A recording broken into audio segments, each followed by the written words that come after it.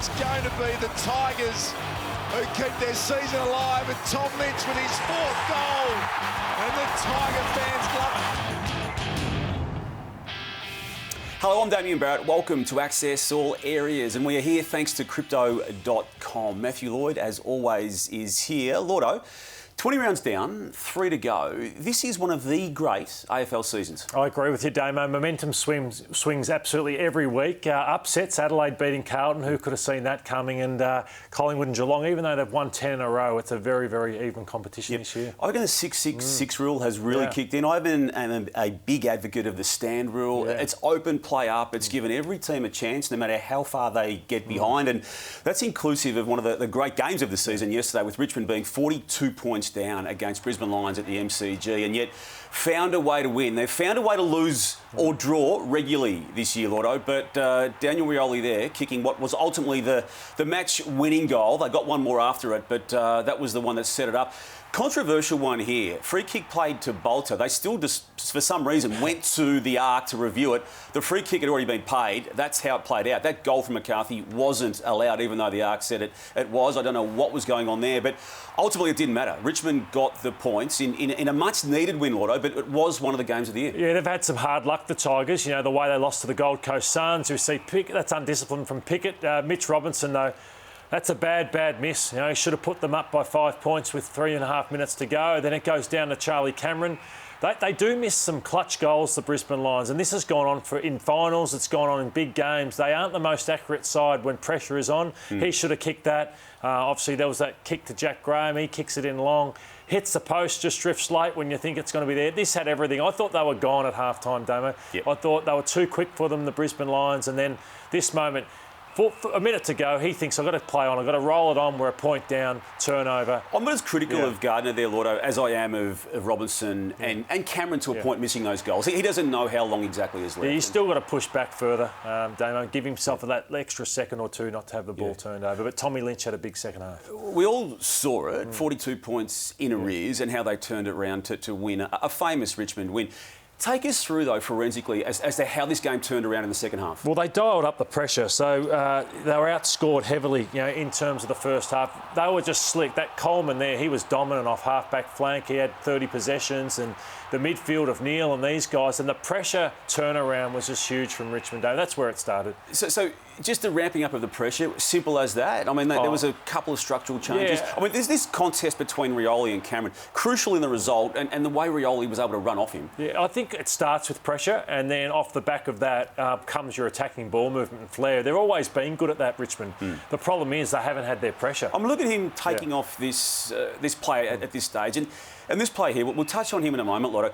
Their best is still going to be troublesome for any team if they make the 8. Yeah, that's fair. I think if they could win a final, get to the finals first and win one, they'd be doing well, Richmond, because they've just been too inconsistent. But that was a brilliant win for them yesterday. Yeah. It used to be Dustin Martin who produced the weekly magic. It's now quarter by quarter with Shea Bolton, Lotto. I mean, what he's been able to do in the past 2 seasons, and even longer than that if you want to look at his whole package of work. But even his misses are exciting. He kicked 2 goals yesterday. It could have been 6 or 7, and 2 goals 5 officially. He's must-watch. He finds space when few others can, Lordo, but there's a composure to him, there's a bounce, there's an energy. He's as good as there is at the moment. Yeah, he may well be their best midfielder and their best forward. So that's how good Shea Bolton is. 711 metres gained, so he kicks goals. Then the next centre bounce, he's in there dominating. So he's a really, really tough matchup. And you talk about the difference in the game. Brisbane lost run. They just could not go. They couldn't run after half-time, and Richmond just ran them off. Even this mark here. Now, look at the score, look at the time. It's a telling down-the-line mark that a team in Richmond's situation at that stage needed to be taken. Scores a level in their defensive half, and again, the ping he had in his legs late that Brisbane didn't have was a big difference. All right, how have you got this looking in 3 weeks' time, Otto? There's the teams vying for the 2 spots. We're saying 2 spots because the Blues, as we speak, are not yet assured, despite having 12 wins to their name. I'm going to back the Blues in to win one and make the finals. They've had a good year. I think they can win one of the last 3. And I like the run home. I think the Saints are in trouble because of that run home. And the Tigers and the Dogs have very, very good runs home. So if the Tigers beat Port Adelaide and Adelaide, they make it. And I see the Dogs winning their last 3. So if the Tigers win this week, I think the Dogs will miss out as well. OK, there you go. Yeah, so I've got the Blues and the Tigers making it. Yeah. Blues and Tigers making it, which means the Bulldogs don't, and they may have missed their chance after a good start against Geelong on Saturday night. But in keeping with what the Cats have been doing this year, Lordo, they just methodically picked the opponent apart. 11 goals to 5 after quarter time. So, yeah, as you said, last week they were in trouble against Port Adelaide and they found a way. It's their ability to defend, but then also just get you on counterpunch. Like, they've just got every aspect of the game going really, really well. And it's good to see different names, like Max Holmes involved. We saw Atkins do what he did last week. We'll see Close in a moment. Yeah, Close is in really good form. Zach Guthrie, as you say. Yeah, De Koning, who's come through. Let's see Holmes in there again. Guthrie. So it's different players who are just getting involved. And the youth has been really good for Geelong this year. They slice through opponents, Lordo, like I don't think anyone else is able to do. Yeah, and that's system. You know, it's just not talent, it's system, and you have to give Chris Scott a lot of credit. He has changed the way they're playing. Roles have changed, and the style of play has changed for the better. They're the best side in it by a fair way. By some way. Yeah, they are. I agree. The adjustment made is clearly impacting individuals as well, but it's for the betterment of the team. I refer to Paddy Dangerfield, Lordo. The decision to rest him, inverted commas, to give him that fitness base mid-season, he's come back as explosive as he was in the latter stages of his even Adelaide career. So they're brave in the way they do things. You know, they'll rest Joel Selwood and they'll make Paddy step away from footy for a period of time. But yeah, he's looked banged up at the wrong time of the year in previous seasons. Whereas look at this now. You're 3 weeks out from the season and he's playing as explosive a game of footy as you're ever likely to see. It's as though his position depends upon that play, the way he's playing. And you know, he's missed out. He's got everything in the game except the premiership, and you feel like he's playing that way. And Paddy has had some disappointing finals games. Yeah. So I can't wait to see him in this year's final series. Yep. Yeah. Lotto, the Crypto.com Brave Play of the Week, it's Joel Selwood, 350th game he played on the weekend, and the ceremony in the lead up to it, the ceremony post-match, they are beautiful Cats moments. They're moments that Joel himself will cherish. Family, friends, teammates, Geelong supporters, everyone is special in his life in regards to what he's done for a Cat since he started in 2007. When you look at him, has there been a better leader in the AFL system in the recent times? No, well, we talk a lot about Luke Hodge, but I think he's just in front of Luke Hodge for everything he stands. Never put a foot wrong in his whole time in his career. He's a culture changer. That's how good he is, both and a champion footballer on the field as well. Yep. Collingwood, like Geelong, has now got themselves to a 10-win streak, Lordo. It's an extraordinary tally of form, and they've had to do it the hard way. We've known that. 9 of those wins have been by less than 2 goals. Now, let's just isolate the last 5 games. They're down by 3 to 4 to even 5 goals if you look at that one against the Kangaroos, and it's still finding a way. That's amazing belief that they believe that they're never out of a game, and it's a good thing and a bad thing. So you don't want to make this be a bad habit. You see, they're always down. They're never starting and getting on top and then going on with it. So they've got Melbourne on Friday night. I can't see them getting back against Melbourne this week if they are down by 20 points. Some will say, well, it happened earlier on in the year. It did. It happened in round 13. But I think the mood Melbourne, I saw them in on Friday night. They're not going to let a team back in it. So, they've got to probably start a little bit better, but full credit to them. 10 in a row in a competition like this is an unbelievable performance. There's so many differences between Jordan De Goey and Paddy Dangerfield, Lotto, but there are some similarities to how the Collingwood team put him through a rigorous, inverted commas, mini pre-season for the past 3 to 4 weeks. He's come back a different player. He looks fitter and he's impacted. If he wasn't best on ground on the weekend, he was certainly among the best few. What I like about it now is there's not really a reliance on him. Like in the past, you would have thought, hopefully De Goey can be in Collingwood's best 5 players, but the way Carmichael and even Johnson's come in and Ginnivan and the 2 Dacos boys, just the depth at Collingwood is so good. Even Pendlebury and Taylor Adams used to rely on them a lot. It's just not there anymore. So he's more than a cream on the cake player, but they've got the ability now to play him 50% midfield, 50% forward. Do what you want with him because the depth has improved so greatly. And importantly, I think too, Lotto, they've been able to prove to themselves that they don't need him. They've got to this point without him having great impact, but now he's back and fit. And they can give him a mini pre-season and still it rolls on. Does Grundy come back in this week against Melbourne? I'd maybe give him one more. Maybe give him one more week, and build him up for the finals with 2 games before that. Worries for Carlton, only 4 wins in their past 9 games. Adelaide Crows pulled them apart on the weekend, and then Ben Keays, post-match, who was arguably best of field with 3 goals with his role in Adam Sard, then just revealed why and how.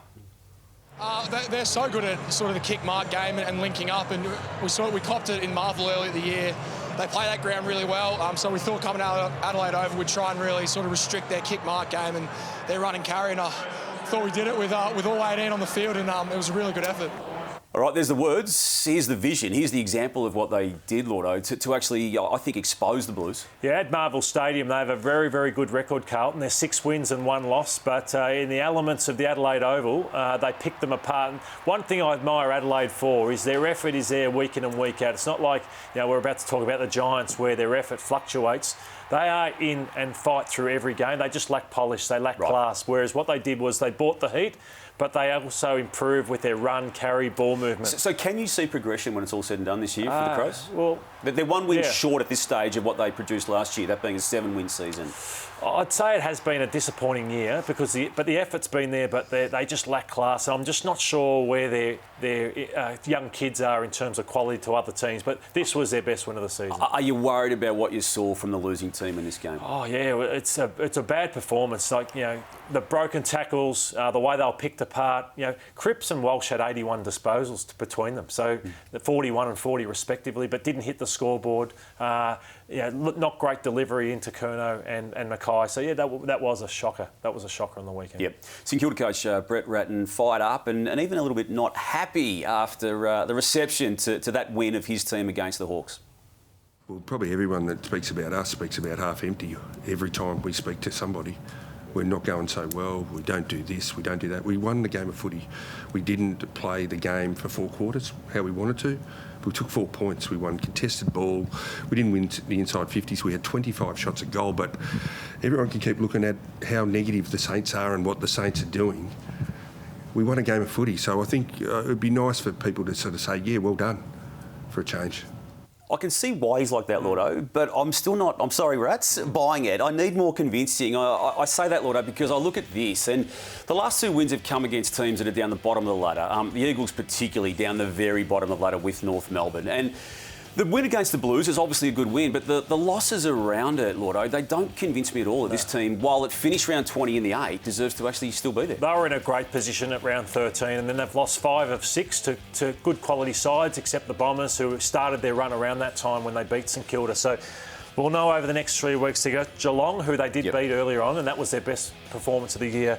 Then the Lions and the Swans. So we'll see how Brett's feeling. If they beat Geelong this week, we'll say, yeah, you're right, Brett. Probably been a bit negative. Yeah, but against the quality team. They got 2 teams at the right time in the West Coast and also Hawthorn. Yep. A team seemingly timing its run beautifully is the Swans, Lord. Now, they only beat GWS on the weekend and we're about to pull that team apart. But have a look what's happened since the round 15 stage of the season, where John Longmire's desire to make this team as hard as any in the comp has been achieved in a short period of time, and it's adding a layer to this club that does put them in premiership conversation. I think after Geelong and also Melbourne, this is the team. This is a team that can potentially do it. Yep. Some will say, what about Collingwood? I just like what they've got here. I think Collingwood are doing an amazing job, but they're winning tight ones, despite that it's been 10 in a row. I just love this model. This is a premiership model with the forward pressure, big-bodied midfield. They've got a great mix between attack and defence, and this is ramping up. They're ramping up their footy at the right time of the season, as I said, and it's not, as I said, a great mix of where their age demographic is with guys around that 100-game bracket. Yep. And on the flip side, the Giants' problems this year have already been played out by way of the removal of the coach, Leon Cameron, after the 9th game of the season. Mark McVeigh, Lordo, has now had 10 matches in control of the Giants, and after the 10th, he absolutely unloaded in a very unusual way. It's just the unfortunate part of dealing with whether players have checked out or not, and that's as honest as you possibly can be. And if I look at the list, I reckon there was probably 8 players that really went to the wall today. You talk about Kelly, Whitfield, Perriman, Taylor, Ward, Hogan, Green and Kennedy. I thought all those 8 players were fought right through to the end and tried and gave absolutely everything. But 8 players doing that's not enough. We got tremendous amount of leadership from a lot of players from a long period of time, but there needs to be a changeover in my mind.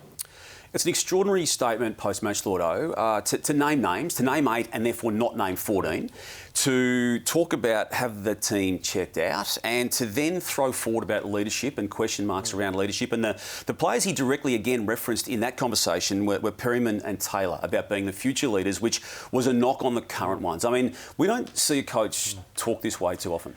In fact, ever. Damien, there's a lot of salesmen in this game and they can present and they get the job. Mark is so authentic and he's as honest as they come. He's had these conversations with players and I think he's just being honest. Mark can't walk up to a presser after being belted and embarrassed, as he said, by the Sydney Swans and just sugarcoat and protect his players. Mark wanted to put it on the line and he's not there for himself. He's not doing it to try and win the job. Otherwise, he wouldn't be saying these things. Is it for an interim coach, though, Lordo? Because I don't believe it is. But for an interim coach to be making such big and massive and sweeping statements about character. What's wrong with it? Well, he's been there himself since 2014 as an assistant coach. And he takes full responsibility for the way the team is playing on field, but he's also seeing things that he doesn't like and he's calling it out. But as an assistant coach, he's had the ability to see some of this. He's the current coach, though. He's the current coach, and he's telling the players to their faces as well. Of course, so it's not as if they're hearing it for the first time. It's concerning what's going on the field for him, but I like what he's doing because why sugarcoat to these players who aren't playing or respecting their AFL position? Amongst the 14 that he didn't name, Lordo, is Tim Taranto, who I think a lot of us have now long thought he's not going to be there next year. Perryman's another name. Hopper, Himmelberg, Haynes, Green. What do they do now? And what happens at selection for the very next match? Because he has to make a statement of sorts. If he doesn't, the club does. Because you can't say that and then not act. Well, they've just got to make sure their names are read out next week. Like, toughen up, man up. He didn't like your game. He's told you it. He's put it on the public record. And, I think they're in this position for a reason. They've been non-competitive. He's not going to cop it. And you can either sook or you can go the other way. And if you've got any pride, they'll go the other way. Yep. Pride's the word that's kicked back in for Melbourne in recent weeks, Lord. They were absolutely back to their best against the Dockers in round 20. And they set it up in the first literally seconds. I mean, look at the pressure here that they're applying to the loose ball that the Dockers were able to get, but not do anything with. In this passage, so we're still only 30 seconds into the game, I counted 1 kick and 9 handballs. So Fremantle just had to go handball because of this pressure from Melbourne. And you thought, oh, gee, here's trouble. Here's trouble for the Dockers. But the question was, could Melbourne sustain it? Because they often start well, don't go on with it. But, this was back to Melbourne's best. I loved it for them. Full credit to them. I've been hard on them. I've doubted them. I've questioned them. But I think with reason, though. They only won 3 of the previous 8 games. And even internally, they've questioned themselves, saying we haven't been relentless enough on playing your role. So players have got away from it. They got back to it on Friday night. And they were led by their former official captain in Jack Viney, who's putting together a really nice season, Lordo. There's some big names of that footy club, and when it's all said and done, there's no one more important than this guy when he's playing like this. Yeah, I loved his final series last year. He did exactly this. He's been a warrior for Melbourne, underrated because of what's around him, but he had 12 touches in the first quarter when the game was there to be won, 33 for the night. He was the best man on the ground because of this and the way he set the game up for his side early.